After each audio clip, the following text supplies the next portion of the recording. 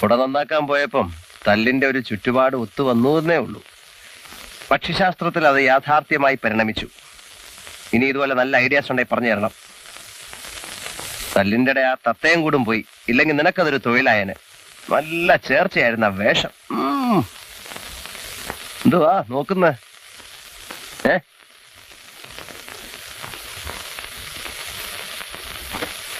പെണ്ണായിപ്പോയി, എന്റെ കൈ ധരിക്കുന്നു. ആ കുട്ടി അറിഞ്ഞോ നമ്മൾ സി ഐ ഡികളാണെന്ന്? സത്യം അങ്ങ് തുറന്നു പറഞ്ഞ പോരായിരുന്നു, ഇത്രയും കുഴപ്പങ്ങൾ ഉണ്ടാകുമായിരുന്നില്ല. വേഷം മാറി നടക്കുന്ന സി ഐ ഡികളെ ഞാൻ സിനിമയിലേ കണ്ടിട്ടുള്ളൂ. ഞങ്ങളിങ്ങനെ പല പല വേഷങ്ങളിൽ നടന്നിട്ടാണ് ഭയങ്കരമായ പല കേസുകളും കണ്ടുപിടിക്കുന്നത്. കുട ചേത്തിയാക്കിയതിൽ ദേഷ്യം തോന്നരുത്. അതായിപ്പോ വലിയ കാര്യം, മനുഷ്യന്റെ എല്ല് വെള്ളായി. സോറി. ഏയ് സാരമില്ല. കുട്ടിയുടെ ബസ് വന്നില്ലേ? ബസ്സൊക്കെ പോയി. എന്തായാലും ഇന്നിന് നേരത്തിനെത്താനൊക്കില്ല, അതുകൊണ്ട് തിരിച്ചു പോവാ. ഓ, എവിടെ വർക്ക് ചെയ്യുന്നു? അങ്ങനെ വലിയ വർക്കൊന്നുമില്ല, ഒരു ടെക്സ്റ്റൈൽ ഷോപ്പിൽ സെയിൽസ് ഗേൾ ആണ്. എന്താ പേര്? ശോഭ. ഞാൻ രാംദാസ്. ദാസാ, നമ്മുടെ ജോലി കേസ് അന്വേഷണമാണ്. യെസ്. എവിടെയാണ് ഈ ടെക്സ്റ്റൈൽ ഷോപ്പ്? ആകാശത്തില്. ഞങ്ങൾ കേസ് അന്വേഷണത്തിന് പോകുമ്പോ മെയിൻ ഓഫീസേഴ്സിന്റെ കൂടെ കോൺസ്റ്റബിൾ കാണും, കാര്യങ്ങളൊക്കെ നോക്കാൻ. ഞാൻ ബികോം ഫസ്റ്റ് ക്ലാസ് ആണ്. ഈ പാവത്തിന് കോളേജിൽ പോകാനുള്ള ചുറ്റുപാടൊന്നും ഇല്ലാത്തതുകൊണ്ട് കോൺസ്റ്റബിൾ ആയി പോയി. ഉന്തുവണ്ടിയിൽ കായികറി വിൽപ്പനയായിരുന്നു ഇവന് മദ്രാസിൽ പണി. അതെ അതെ, ഞാൻ ഓർക്കുന്നു. ഒരു കേസ് അന്വേഷണത്തിന് വേണ്ടി ഒരിക്കലും എനിക്ക് അങ്ങനെ വേഷം കെട്ടേണ്ടി വന്നു.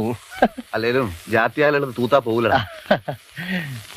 മൂപ്പര് വലിയ ചുണ്ടിക്കാനാണെന്ന് തോന്നുന്നു. ഹേയ്, അങ്ങനൊന്നുമില്ല. പുള്ളിക്ക് ഈ ഓഫീസർ കോൺസ്റ്റബിൾ കോംപ്ലക്സ് അങ്ങനെ ഇങ്ങനെ വർക്ക്ഔട്ട് ചെയ്യുന്നു. പിന്നെ കാണാം. ഓക്കെ. CID ആയപ്പോഴെങ്കിലും നിന്റെ സാംസ്കാരിക നിലവാരം സ്വല്പമെങ്കിലും ഉയരുമെന്ന് ഞാൻ പ്രതീക്ഷിച്ചു. ഉന്തുവണ്ടിയുടെ കാര്യം ഇനി ആരോടെങ്കിലും മിണ്ടിയാൽ നിന്റെ മോന്തക്കെട്ട് കുത്തുവെച്ചേരും ഞാൻ. എടാ, നീ PCOM ഫസ്റ്റ് ക്ലാസ് പറയാൻ തുടങ്ങിയിട്ട് കാലം കുറെ ആയല്ലോ. മനുഷ്യന്റെ തൊലി ഉരിയട്ടടാ, അസൂയത്തുലിയാ ഉരിയുന്നത്. എടാ, ഒരു ബികോം ഫസ്റ്റ് ക്ലാസ് നിനക്ക് സ്വപ്നം കാണാൻ പറ്റൂ? എനിക്ക് കിട്ടുന്ന മെഡലിന്റെ പങ്ക് പറ്റാൻ നടക്കുന്ന വിറ്റ് CID അല്ലടാ നീ. പോട കള്ള CID.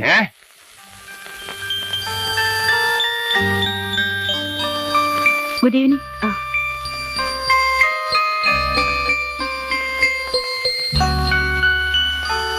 മോനെ, നമുക്ക് വീട്ടിൽ പോണ്ടേ? വാ.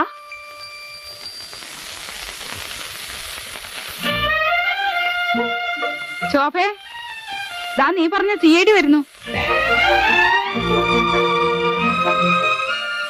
അല്ല, എന്താ പിന്നെ ഈ വഴിക്കൊക്കെ?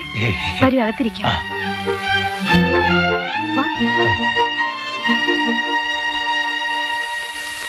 കരയില്ലേ മോനെ? അന്ന് കുട നന്നാക്കാൻ വന്നപ്പം കുഞ്ഞിനെ കണ്ടില്ല. അപ്പ അവൻ ഡേ കെയറിലായിരുന്നു. പോലീസുകാരെയും മന്ത്രിമാരെയും കളക്ടർമാരെയും ഒക്കെ ഒരുപാട് കണ്ടിട്ടുണ്ട്, പക്ഷെ ഒരു CID ജീവനോടെ കാണുന്ന ആദ്യമായിട്ടാ. CID ആളുകളൊന്നും ഒരുപാട് തല്ലിയോ? മറ്റേ CID എവിടെ? എനിക്ക് ശരിക്കും വിഷമമുണ്ട് കേട്ടോ. സാരമില്ല. അന്ന് ഞങ്ങള് കുട ചീത്തയാക്കിയില്ലേ, അതിന്റെ പകരമായി ഈ കുട ഇവിടെ ഇരിക്കട്ടെ. അതൊന്നും വേണ്ട. സാരമില്ല. അതൊരു പഴഞ്ചൻ കുടയായിരുന്നല്ലേ. ഞാൻ ഒരു കപ്പ് കാപ്പി കുടിച്ചിട്ട് പോവാം. വേണ്ട. അതെന്താ, ഞങ്ങൾ പാവങ്ങളുടെ വീട്ടിൽ നിന്നൊന്നും കഴിക്കില്ലെന്നുണ്ടോ? അങ്ങനെയൊന്നുമില്ല. എന്നാ ഒരു മിനിറ്റ്, ഇപ്പൊ വരാം. മോനോ?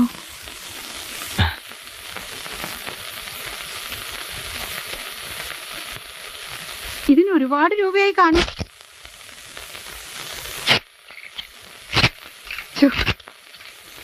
മറ്റേ കൂടെ 3 കൊല്ലം മുമ്പ് രാജേന്ദ്രൻ കൊണ്ടുവന്നതാ.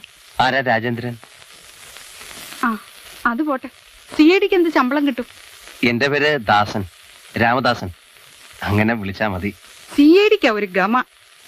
രാമദാസൻ CIDയുടെ നാടെവിടെയാ? കുറച്ച് വടക്ക. കല്യാണമൊക്കെ കഴിച്ചതാണോ? അല്ല. എന്നാ ഒരു കാര്യം ഞാൻ പറയാം. ജാതകപ്പൊരുത്തം ഇല്ലാത്ത കല്യാണത്തിന് നിക്കണ്ട. എന്താ നക്ഷത്രം? നക്ഷത്രം ആയില്യം. എന്റെ മോന്റെ നക്ഷത്രം, എന്റെ രാജേന്ദ്രന്റെ നക്ഷത്രം.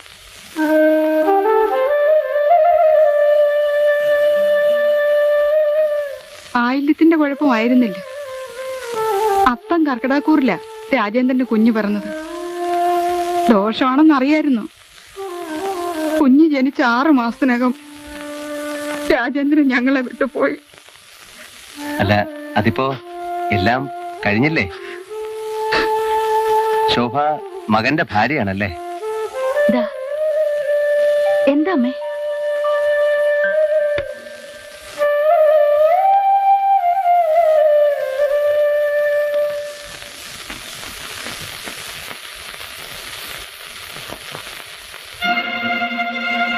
പിന്നെ കാണാം. അയ്യോ കാപ്പി കുടിച്ചില്ല. അല്ല, ഡ്യൂട്ടി ഫസ്റ്റ്.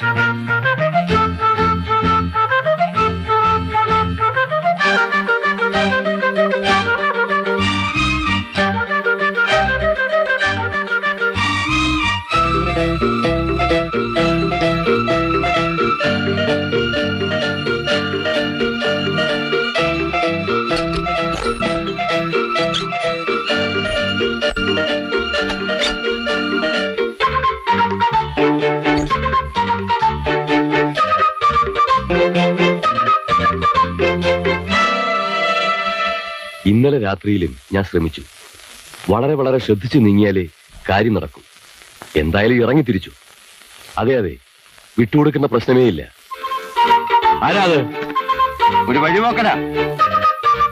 ഇത് വഴിയല്ലല്ലോ, അതുകൊണ്ടാ തിരിച്ചു പോകുന്നത്. അപ്പൊ ഇന്നലെ രാത്രിയിലും നമ്മളെ തട്ടാൻ അവൻ ശ്രമിച്ചിരുന്നു.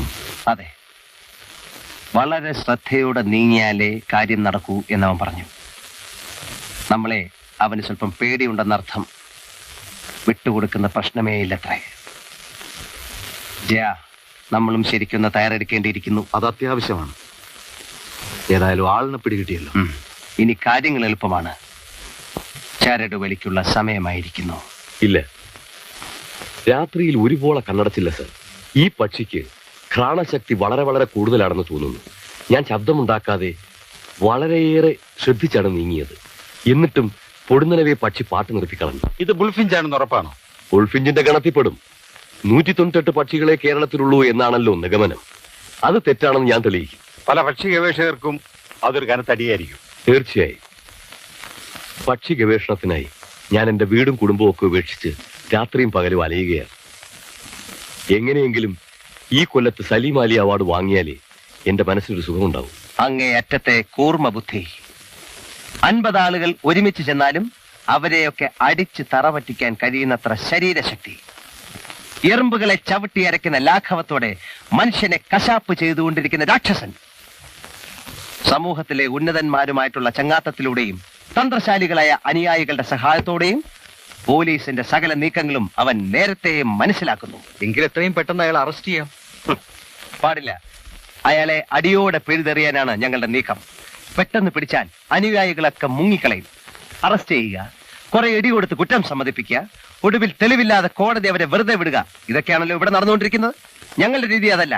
ഞങ്ങളുടെ ഒരു പ്രത്യേക രീതിയാണ്. ഞങ്ങൾ പിടിച്ചാൽ പിടിച്ച പോലെ ഇരിക്കും. ഞങ്ങളുടെ ഓരോ നീക്കങ്ങളും വളരെ ബുദ്ധിപൂർവമായിരിക്കും. ഇനി ഞങ്ങൾക്ക് എല്ലാ തയ്യാറെടുപ്പുകളും വേണം.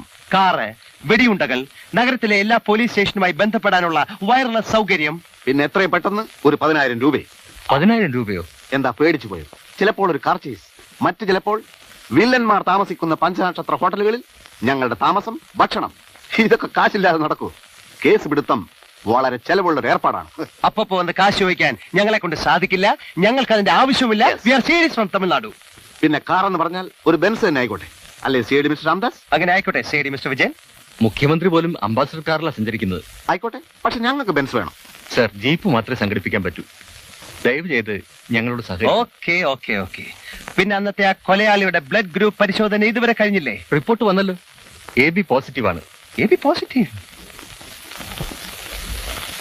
ഓ, നമ്മുടെ AB പോസിറ്റീവ്. ആ, അപ്പൊ പിന്നെ കണ്ടുപിടിക്കാൻ എളുപ്പമാണല്ലോ. സ്വർണം കണ്ടാൽ വിസിലടിക്കുന്ന ഒരു മെഷീനില്ലേ, അതും വേണം. പോലീസ് സേന എപ്പോഴും റെഡിയാക്കിയിരിക്കണം. തോക്കുകളോ മറ്റായുധങ്ങളോ വേണ്ടി വന്നാൽ ഉടൻ സപ്ലൈ ചെയ്യണം. ഞങ്ങളിതാ നീങ്ങുകയാണ്. അവസാനമില്ലാത്തൊരു പോരാട്ടത്തിന് ഞങ്ങളിതാ തയ്യാറായി കഴിഞ്ഞു. കമാൺ. ആ, കുറച്ച് പോലീസ് നായ്ക്കളെ കൂടെ റെഡിയാക്കി നിർത്തിക്കോളൂ.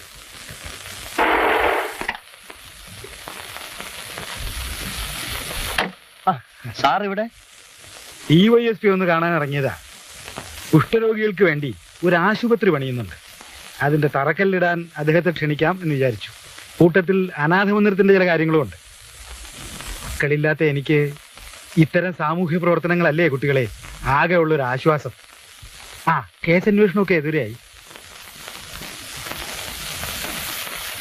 ഞങ്ങൾ വളരെ വളരെ മുമ്പോട്ട് പോയി കഴിഞ്ഞു. മാന്യതയുടെ മുഖം മൂടി അണിഞ്ഞ ചില ആളുകളാണ് കുറ്റവാളികളെന്ന് ഞങ്ങൾ മനസ്സിലാക്കി. ഒരുത്തിനെയും ഞങ്ങൾ വെറുതെ വിടില്ല. കമാൺ.